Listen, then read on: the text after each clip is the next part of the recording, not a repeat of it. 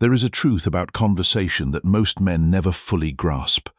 The words you choose do not just communicate information. They create emotional experiences. They shape how a woman feels in your presence. They determine whether she sees you as just another forgettable face or as someone who reaches something deep inside her that no one else has ever touched. Most men talk too much and learn too little. They tell stories, flex achievements, buy dinners, and still walk away wondering why the spark died on the ride home.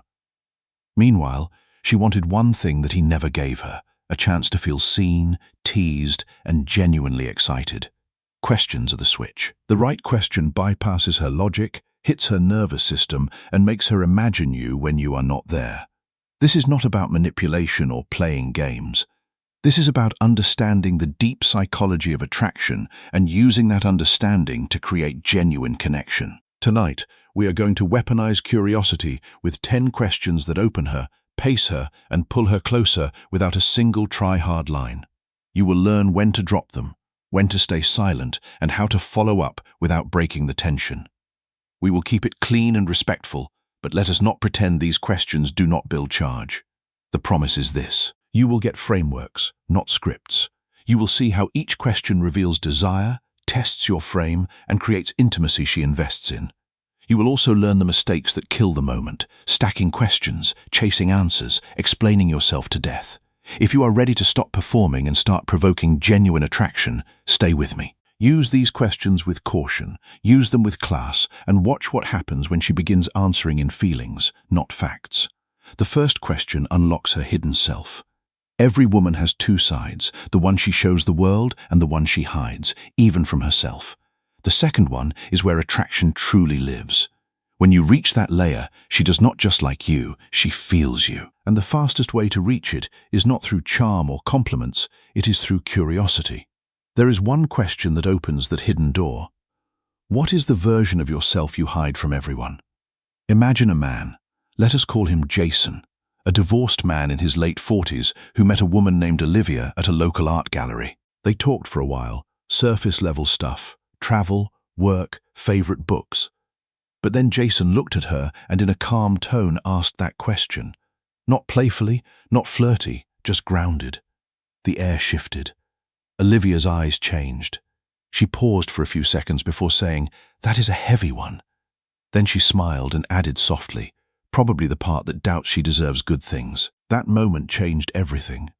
Not because Jason impressed her, but because he gave her something she rarely gets, permission to be real. No judgment, no interruptions, just presence. Most women live guarded. They are constantly performing at work, online, in relationships. Every man they meet tries to impress them, to earn their attention. But the man who makes her drop the performance, that is the one she remembers. This question works because it flips the script. It is not about you trying to stand out. It is about giving her space to stand in her truth. When you ask it, do not fill the silence. Do not jump in to comfort her. Just hold the pause. That silence is where trust is built. From a psychological view, this question triggers vulnerability. It taps into a deep need for authenticity. When a woman feels emotionally safe enough to reveal something she normally hides, her brain links that safety to you. That is attachment forming at a subconscious level. The philosopher Musonius Rufus once observed that we should not use our words to command, but to persuade and to teach. Here, your silence teaches her that you are safe. Your stillness persuades her that she can trust you. Ask once, listen twice. Let her words hang in the air. Your silence becomes magnetic. The second question makes her compete to be seen. Women do not fall for men who chase them. They fall for men they have to earn. When you make her feel she is being evaluated, not adored automatically, something shifts deep inside her. Desire starts to build. Because every woman, no matter how confident, wants to be chosen. But she wants that choice to mean something. That is where this question comes in. What makes you different from every other woman I have met? It sounds simple, but it is psychological lightning. You are not asking to flatter her. You are inviting her to prove herself. And that flips the polarity instantly. Most men spend their time trying to convince her that they are special. This question reverses the game. Suddenly, she is the one reflecting, self-assessing, and subtly performing for you. The reason it works runs deeper than words. It triggers the primal urge to compete, not against other women directly, but against the image of every other woman. You have now positioned yourself as a man of standards, a man who observes before he commits. That energy, calm, selective, grounded, is irresistible, because she does not want to be one of many. She wants to be the one who stands out. Now, this is where most men screw it up. They ask it with ego, they smirk, they lean in, they act cocky. That kills it instantly. The power of this question lies in delivery. You must ask with curiosity, not arrogance. Calm tone, steady eye contact, slight smile. That is what creates tension, the balance between interest and distance. The philosopher Zeno of Citium taught that we should live in agreement with nature, and it is human nature to be drawn to what is rare and selective. By positioning yourself as a man of standards, you are aligning with that nature. When she tries to impress you, you have already shifted the balance. You have gone from pursuer to prize, not by force, but by presence. The third question touches her desire without touching her. Physical attraction does not start with the body. It starts with permission, and permission begins in her mind. The truth is, you can make a woman feel more desire through words and presence than most men can through touch. You just have to know how to reach that space where she imagines what it feels like to be wanted by you. Consider this example. A man named Daniel, calm and grounded, not flashy, not loud, on his second date with a woman named Erin, asked her, "What is something you want but are afraid to ask for?" He did not grin. He did not wink. He just let the question hang in the air with quiet confidence. Erin laughed nervously at first, said that is dangerous. But when he did not break eye contact, did not rush to fill the silence, she leaned forward and said softly, "Peace. Real peace." That one sentence shifted everything. She was not just answering a question, she was exposing a longing. And in that moment, she was not thinking about Daniel's looks or charm. She was feeling him, the safety, the tension, the stillness. That is how you touch a woman's desire without laying a finger on her. This question works because it creates polarity. It forces her to balance vulnerability with curiosity. When you ask a woman what she wants but fears to want, you are walking her straight into the emotional space where desire lives. It is not just sexual, it is psychological. It is where she connects pleasure with trust. The philosopher Cleanthes, who succeeded Zeno, wrote that the fates guide the willing but drag the unwilling. When you ask this question with grounded confidence, you are guiding her into a space she rarely allows herself to enter. You are not pushing, you are inviting. And that invitation is irresistible. The fourth question reveals the fear that reveals her true self. Every woman hides a fear that runs deeper than rejection. It is the fear of being fully seen and then losing control of how she is perceived. You can feel it when she hesitates before answering something real, or when she changes the subject the moment you touch a nerve. That is not disinterest. That is vulnerability knocking at the door. And if you know how to open that door with strength and stillness, you will see her real self, not the version she shows to the world. Here is the question that does it. What scares you most about being loved? This one hits differently. It cuts through ego, defense, and performance. You are not asking about her past. You are asking about her pattern. Every woman has one. Some fear losing independence, others fear abandonment, and a few fear being known too deeply. When you ask this, you are not just getting an answer. You are being invited into her psychology. Now your delivery matters more than your words. Do not ask like you are reading from a script. Ask like a man who can handle the truth. Calm tone, soft eyes, grounded body language. Because what this question really tests is not her courage, it is your stability. She will open only as much as she senses you can handle. The philosopher Seneca once wrote that we suffer more in imagination than in reality. Her fears are often imagined dangers. When you sit with her in that space without flinching, you show her that the reality of being seen is not as frightening as she imagined. That is powerful. When she opens up about her fears, do not fix her. Do not reassure her. Do not say, "You do not have to be afraid." Just listen. Sit in that silence like a mountain, unshaken, unwavering. That is when she will feel something she rarely feels with men, safety and exposure combined. Every time she senses your calm in the face of her uncertainty, she feels drawn deeper into your gravity. The fifth question turns confession into connection. When a woman starts confessing, she is not just talking, she is testing. She is watching how you respond to the side of her she is not proud of. And if you can hold that space without flinching, she will start to bond with you on a level that no compliments or flirtation could ever reach. Picture this. A man named Mark, a divorced man, met a woman named Vanessa a few months after his divorce. They had gone out twice, nothing intense, just good energy, light conversation. But during their third date, things shifted. Out of nowhere, Vanessa said, "I am not easy to be with. I overthink everything. I ruin good things." Now, this is the moment where most men either try to fix it, saying, "No, you are fine, you are amazing," or they panic and pull away. Mark did neither.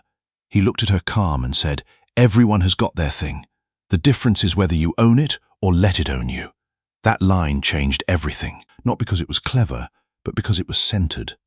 He did not judge her, did not pity her, did not rush to make her feel better. He just held his ground with quiet confidence. In that moment, Vanessa did not just see him as a man, she felt him as one. That is what confession does. It creates emotional nakedness. And if you meet that moment with composure, it forges something deeper than attraction. It builds trust. Here is the psychology behind it. When a woman shares a truth that makes her feel exposed, her body releases adrenaline. It is the same chemical linked to both fear and excitement. If your energy stays calm and accepting, her nervous system interprets that as safety. That safety, combined with vulnerability, creates emotional bonding. She starts to associate your presence with release. That is what makes her crave you, not because you make her laugh or impress her, but because she feels lighter around you. The sixth question uses 3 words to expose her soul. Every woman carries a story she rarely tells, not because she is hiding something from you, but because she is still figuring out who she is when no one is watching. Most men never reach that layer because they stay trapped in surface-level questions. What do you do?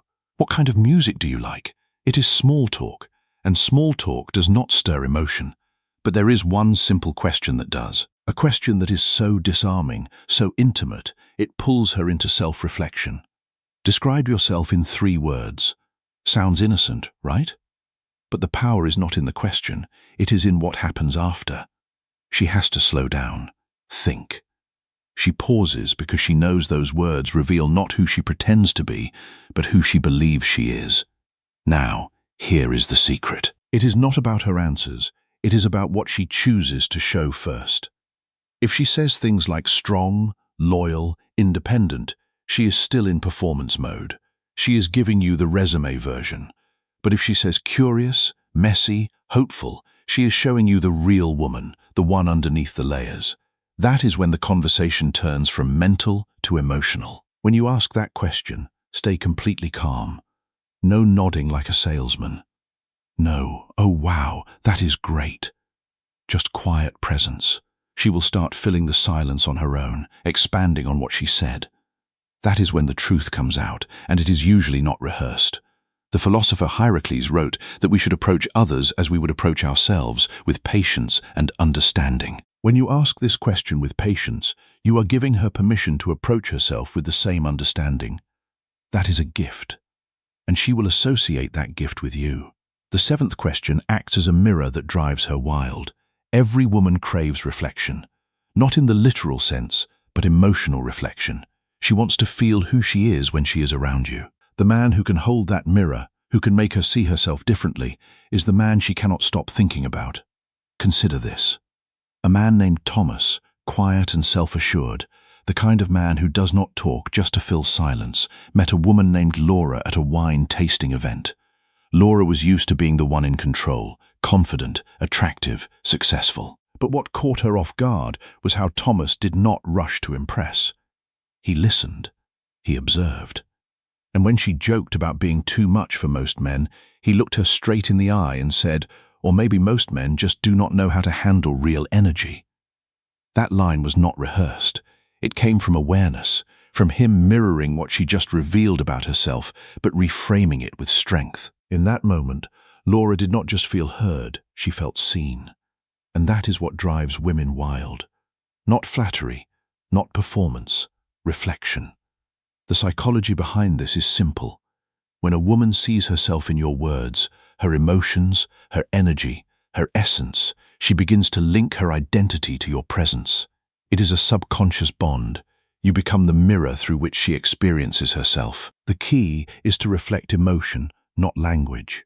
If she says, "I am tired of people not taking me seriously," do not say, "Yeah, that must be tough." That is sympathy. Instead, look her in the eye and say, "You strike me as someone who carries a lot more strength than most people realize." That is masculine reflection.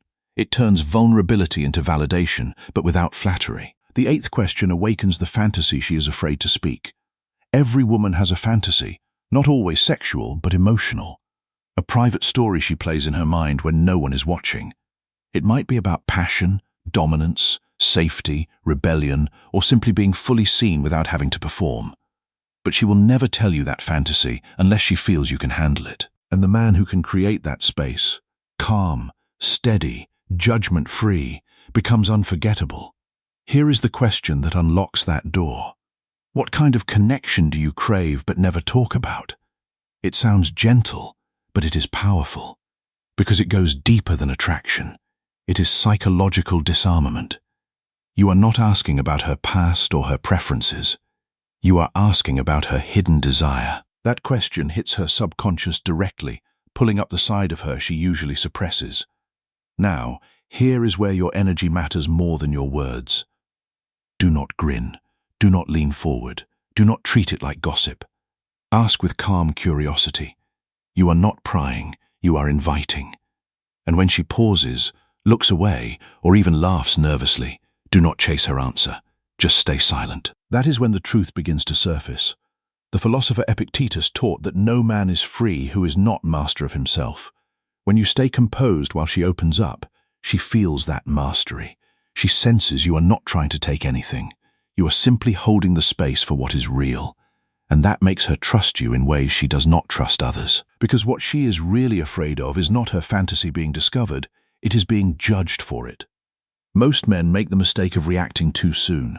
They joke, they flirt, or they act shocked. That kills the moment instantly. The key is stillness. Listen to understand, not to respond. The ninth question uncovers the truth she has been avoiding. Every woman hides one truth from herself, not because she is dishonest, but because facing it means confronting the parts of her that scare her most. And here is the irony. She does not need a man who fixes her or exposes that truth. She needs a man calm enough to let her see it on her own. That is what makes her feel safe and at the same time drawn to you. Consider this real example. A man named Richard met a woman named Dana at a friend's dinner party. She was beautiful, successful, but always in control, the kind of woman who never lets anyone see her uncertainty. They started dating, and a few weeks in, Richard asked her one question that shifted everything. "What is something you know is true, but you wish it was not?" Dana laughed it off at first. She said, "Wow, that is heavy." But Richard did not flinch. He just smiled slightly and said, "Take your time." She went quiet, looked down for a moment, then said softly that no matter how strong I act, I still hate feeling alone. That answer did not come because Richard was smooth or manipulative. It came because he created space, calm, patient space for her to be real. That is what most men do not understand. A woman can only open up to the depth you can handle. If you rush her, judge her, or try to fix what she says, she will close again. The Stoic philosopher Marcus Aurelius wrote that if someone is able to show me that what I think or do is not right, I will happily change, for I seek the truth. The Stoic man is not afraid of truth, his own or anyone else's. That is what makes him magnetic. Women sense that. They can feel when a man is not fazed by honesty. When Richard heard Dana's answer, he did not rush to reassure her or make her feel better. He just said, "That is a hard thing to carry." Then he stayed quiet. That silence, steady, unreactive, was what made her lean in. It was not pity, it was presence. The 10th and final question makes her imagine a future with you. Attraction is temporary, but imagination is what makes it last. You can be charming, funny, confident, But if she cannot imagine herself next to you, walking through life with you, you will fade the second you are gone. The real key is not to make her want you in the moment. It is to make her picture you in her story. This is where subtlety matters. You do not talk about the future directly. You frame it. You use language that lets her visualize the two of you in a shared space without ever sounding like you are planning anything. It is not about us someday. It is about painting a scene that feels natural, alive, and anchored in masculine calm. Here is how it works. Instead of saying, "We should go there sometime," you say, "I could see you there. You would love the energy." That simple shift changes everything. You are not suggesting an activity. You are planting an image. Her mind fills in the rest. The human brain is wired for narrative, and women especially connect through imagination. When she starts picturing experiences with you, her emotions begin to attach to those images. That is what creates long-term connection, not pressure, not promises, just possibility. From a psychological perspective, this is called future pacing. It is not manipulation, it is leadership through language. You are guiding her mind toward a space where she feels both excitement and peace when she thinks of you. When done right, she does not even realize it is happening. She just feels drawn. The philosopher Seneca observed that it is not that we have a short time to live, but that we waste a lot of it. When you speak about the future without attachment or desperation, you show her that your world is steady enough for her to imagine herself in it. That is the ultimate level of attraction. When you no longer chase, when you simply exist with such calm certainty that she cannot help but picture herself standing beside you, you have achieved something rare. These 10 questions do not just make a woman talk, they make her feel. Each one opens a different part of her psychology: curiosity, vulnerability, desire, and imagination. When used with calm confidence and stoic presence, they turn conversation into connection and connection into attraction. The man who masters these questions masters the art of presence. He does not need to chase. He does not need to perform. He simply exists in a way that makes her want to step into his world. And when she does, she will not be able to imagine leaving. Use these words wisely. Deliver them with grounded confidence, and watch as she begins to chase you. If this video helped you in one way or another, please consider supporting the channel using the Super Thanks feature. Your help means a lot, and it helps us keep creating better content specially for you. Every contribution goes directly into improving the quality of these videos and bringing you more of the Stoic wisdom and psychological insights that you have come to expect. Thank you for being part of this journey. Stay disciplined, stay grounded, and I will see you right here in the next one.